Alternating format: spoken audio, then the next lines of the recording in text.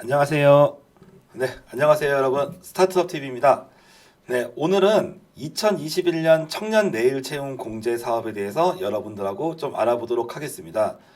청년 내일 채용 공제 사업에 대해서 기본적으로 여러분이 채용한 직원이 2년 동안 이제 회사에 근속을 할 경우 기업과 정부가 조금씩 돈을 모아서 청년들에게 목돈을 주는 그런 이제 제도를 얘기를 하게 되는데요. 오늘은 청년 내일 채용 공제가 단순히 금전적인 혜택만이 아니라 실제로 회사가 운영할 때 스타트업 입장에서 아니면 중소기업 입장에서 어떻게 이거를 고민하고 설계를 해야 되는지 그 방향에 대해서 여러분들하고 함께 의견 한번 나눠보도록 하겠습니다. 실은 청년 내일 채용 공제는 제가 운영하는 회사도 현재까지는 못하고 있습니다. 안 하고 있는 게 아니라 못하고 있는데 그런 이유들이 있어요. 그래서 좋은 제도이긴 하지만 기업이 상황에 맞게 정제적소의 시기에 맞춰서 운영을 해야 되는 제도입니다. 그래서 장점과 또 스타트업 입장에서의 단점 그리고 이 제도를 어떻게 활용할 건지에 대해서 그 조건이 맞는 경우가 있고 맞지 않는 경우가 있습니다. 그래서 그런 경우에 대해서 한번 상의하면서 여러분이 회사에 좋은 직원이 들어왔을 때 어떻게 그 직원들이 복지를 챙겨줄 것이고 그리고 여러분의 회사에도 운영할 때 어려움이 있어서는 안 되겠죠. 그래서 그런 거에 대해서 한번 논의를 해보도록 할게요. 그래서 근로자 입장에서는 상당히 좋다고 할 수 있지만 무조건적으로 다 좋은 게 아닙니다. 내일 채용 공제는 기본적으로 근로자랑 여기서 이제 사업주 대표자가 서로 간에 조금씩 돈을 모아요. 여기서도 돈을 모으고 적금식으로 여기서도 돈을 모읍니다. 2년 동안 모으게 되면 여기에서 정부가 지원을 해서 근로자에게 목돈을 지급하겠다는 취지인 거죠. 그래서 전체적인 사업 취지를 보시면 기본적으로 여기서 중소 중견기업에 정규직으로 취업한 청년들이 장기 근속을 위해서 지원한다라고 되어 있습니다. 그래서 기본적으로는 장기 근속을 위해서라고 돼 있어요. 이 부분에 대해서 스타트업 입장에서 가져갈 수 있는 혜택이라고 한다면 직원은 어렵게 고용을 했는데 직원이 빨리 퇴사해 버리잖아요. 근데 스타트업은 퇴사율이 높습니다. 왜? 스타트업은 미래도 불확실하고 그리고 스타트업 같은 경우가 예를 들어서 여러분이 만약에 뭐 대기업에 다닌다 아니면 공무원이다. 그러면 좀 힘들어도 웬만하면 참고 버틸 거란 말이지. 그래야 월급도 올라가거나 아니면은 미래가 어쨌거나 올라갈수록 뭔가 기대되는 게 많으니까요. 스타트업은 미래가 그렇게 별로 기대가 안 되고 더 좋은 회사에서 들어올 수도 있고 그래서 사람들이 금방 갖다 나가버립니다. 그런 문제를 해결하고자 청년 내일 채용 공제가 있어요. 그래서 어떤 면에서는 우리가 이제 사업주 입장에서는 요게 걸려 있으면 근로자 입장에서 목돈을 가져갈 수 있기 때문에 요 목돈 때문에 퇴사율이 낮아집니다. 요런 부분에 장점이 있는 거예요. 반대로 근로자 입장에서는 요거 때문에 내가 회사를 바꾸는 족쇄가 될 수도 있습니다. 그래서 동전이 양면 같은 느낌이 들 수 있어요. 그래서 한번 좀 볼게요. 이런 부분들은 지금 말씀드린 것들은 제 개인적 의견일 수도 있지만 제가 그동안 멘토링했던 적어도 한 수천 개의 기업들 중에서 요 청년 내일 채용 공제 한 기업이 많죠. 그런 분들 사장님들의 의견들을 많이 반영이 되어 있다. 그래서 저희 개인의 목소리는 아니다라고 보셔도 좀 될 것 같아요. 기본적으로는 청년이 월 12만 5천 원씩 2년을 내면 300만 원을 내게 되는 거, 적금을 내게 되는 거죠. 그리고 기업도 300만 원을 적금을 내게 돼요. 그럼 2년이 지나고 나면 정부에서 600만 원을 얹어주겠다. 그래서 청년과 기업이 적립한 돈 600에 정부가 600을 줘서 1200만 원의 목돈이 생기지 않니? 이거에 대한 얘기입니다. 그러면 청년이 입장에서 근로자 입장에서 보면 내가 낸 돈 300만 원 제하고 2년만 열심히 일하면 900만 원이라는 큰 돈이 나한테 적어도 내가 2년 후에 퇴직을 한다면 퇴직금 쪽으로 들어오게 된다는 거죠. 그래서 그런 부분이 장점이 될 수 있다라고 이렇게 해서 설명을 하고 있습니다. 그래서 어떻게 보면은 가장 긍정적인 차원에서는 제가 좀 전에 이 설명은 부정적으로 조금 설명한 부분이 있지만 긍정적으로 설명하면 사업주 입장에서는 초기 창업 기업이나 스타트업이 기업이 월급을 챙겨주기 어렵잖아요. 그래서 목돈을 줄 수 있는 그래서 복리후생 이런 상여금 쪽으로 줄 수 있는 장점이 있고 근로자도 스타트업에서 일하지만 뭔가 이 추가적인 보상이 따른다라고 이렇게 볼 수가 있는 거죠. 그래서 이런 장점적인 측면도 있지만 단점으로는 악덕 사업주를 만나게 될 경우 근로자가 족쇄가 될 수도 있더라, 이런 느낌으로 여러분이 생각을 할 수가 있을 겁니다. 어쨌거나 장점적으로 생각하게 되면 스타트업은 직원들에게 월급을 많이 못 챙겨주는데 그거에 대한 보상을 챙겨줄 수 있는 거고, 직원들도 2년 동안 스타트업이 일하지만 그래도 적은 월급으로 일해도 좀 더 많은 보상을 받을 수 있을 거다라는 생각이 들어요. 그리고 의외로 여러분 스타트업 중에서도 월급이 센 데들이 많습니다. 왜 그러냐면 직원들이 쉽게 들어오지 않기 때문에. 그래서 월급을 더 주는 경우도 많은데 거기에 더더욱 준다 그러면 좋을 수가 있는 거죠. 그래서 이런 공제제도 같은 경우는 어떤 회사냐에 따라서 케이스 바이 케이스가 상당히 달라진다라고 얘기를 드릴 수가 있을 것 같아요. 일단은 지원 대상으로 보시면 청년은 만 34세 이하여야 되고 군필자의 경우는 만 39세까지 한정이 됩니다. 2년형입니다.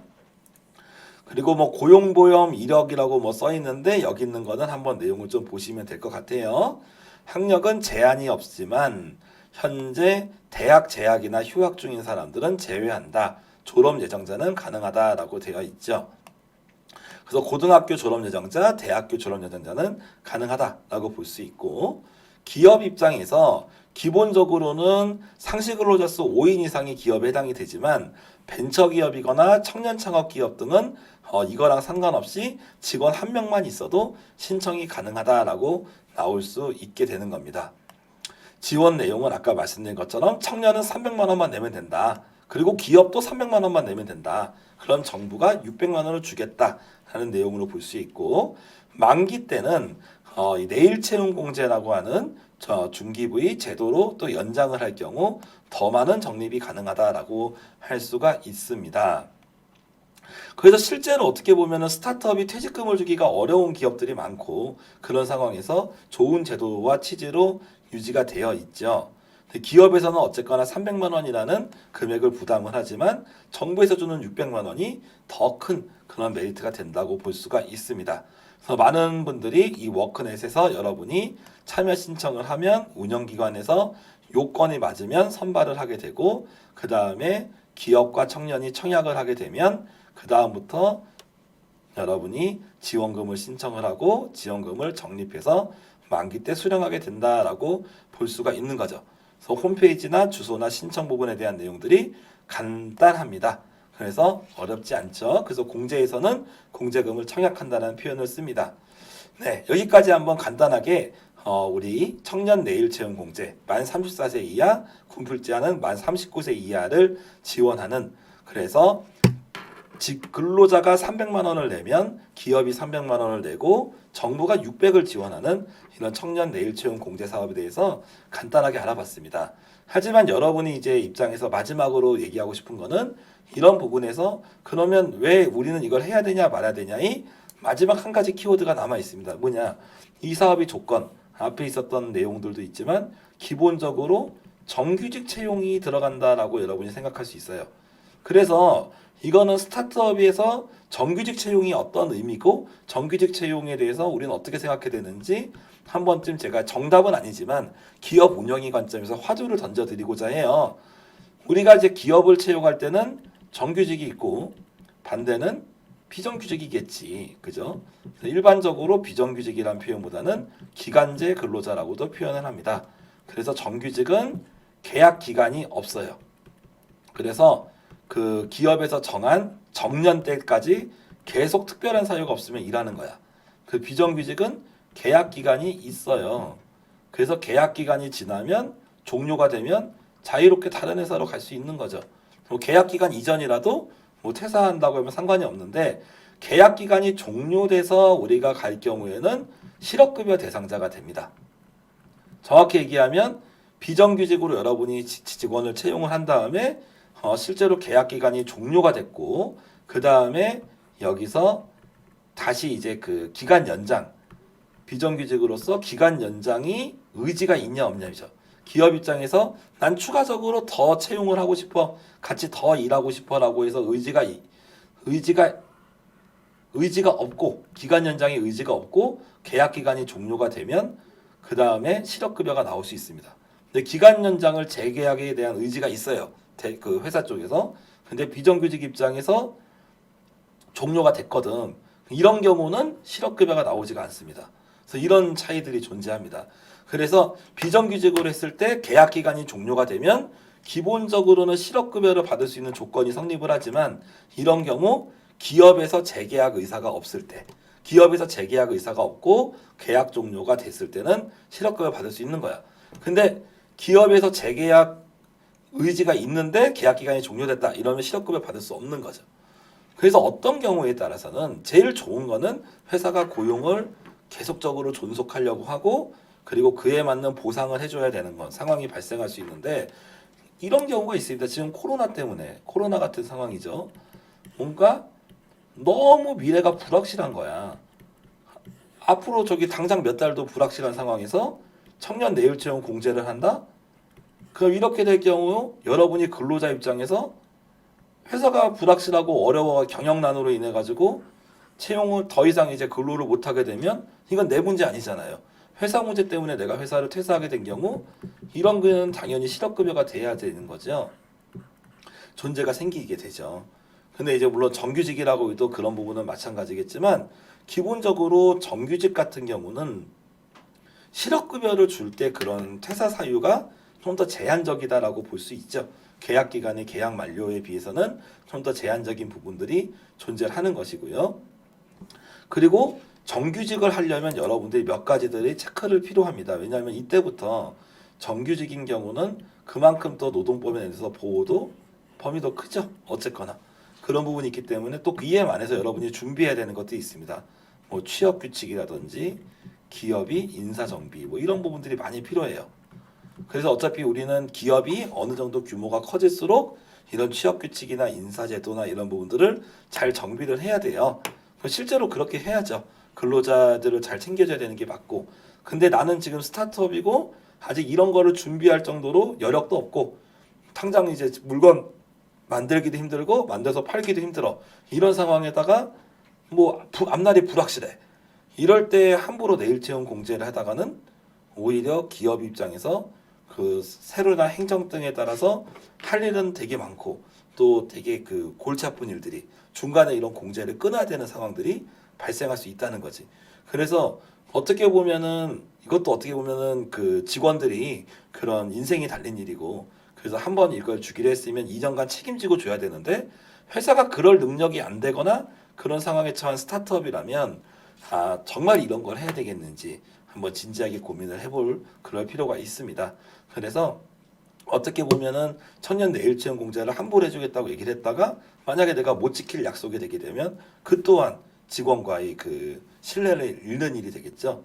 그러다 보니까 참 좋은 제도고 웬만하면 하면 좋은 제도인데 기업에서 이거를 할 수 있는 여력이 있는가? 그리고 내가 이런 제도를 하게 됐을 때 포기하지 않고 2년간 끝까지 달릴 수 있는가? 그런 생각을 우리 대표자 입장에서 진지하게 생각하셨으면 좋겠고 어떻게든 간에 이 공제를 받아서 직원에게 도움을 주고 유지하겠다고 하시면 끝까지 한번 그 마음을 가지고 유지를 해주는 게 어떻게 보면은 이 작은 기업을 믿고 따라오는 직원에 대해서 하는 대표자의 책임이지 않을까 생각이 듭니다. 아무튼 이런 부분들이 스타트업 입장에서는 많은 행정 업무들을 수반하게 된다는 거죠. 정규직 신고도 해야 되고 거기에 대해서 규칙이나 이런 것도 우리가 알아봐 줘야 되고 어차피 그런 과정을 통해서 또 기업이 설정하기도 하지만 지금 당장에 뭔가 매출이라던가 제품 개발 쪽에 다른 쪽에 신경 써야 되는 일들이 많다면 이런 부분에 대한 부분은 너무 급하게 어차피 좋은 제도지만 예산도 많고 웬만하면 많은 혜택을 신청하면은 뭐 크게 어렵지 않게 될 수 있는 만큼 여러분 입장에서 다른 자금들보다는 급하진 않을 수 있습니다. 그리고 직원들과의 또 미래를 서로 약속하는 일이기 때문에 서로 간에 신중하게 알아보시고 준비하시는 자세를 필요하겠습니다. 네, 이상으로 오늘 스타트업 TV 2021년 청년 내일 채용 공제에 대해서 알아봤고 한번 기업과 근로자의 입장에서 근로자도 마찬가지로 이 제도가 나한테 도움이 되는지 또 반대로 이 회사가 나한테 이전을 지켜줄 수 있는지 그리고 어떻게 보면은 그럴 수도 있단 말이에요. 짧게 프로젝트를 일하고 나는 다른 회사 가는 게 낫다. 그게 인생의 진로로 볼 수도 있는 거거든. 그래서 무조건 오케이다라가 아니라 한번 생각 서로 간에 고민해보고 잘 이게 맞았을 때 니즈가 진행하시는 길을 추천드립니다. 네, 이상으로 오늘 2021년 청년 내일지원 공제 방송 마치겠습니다. 감사합니다.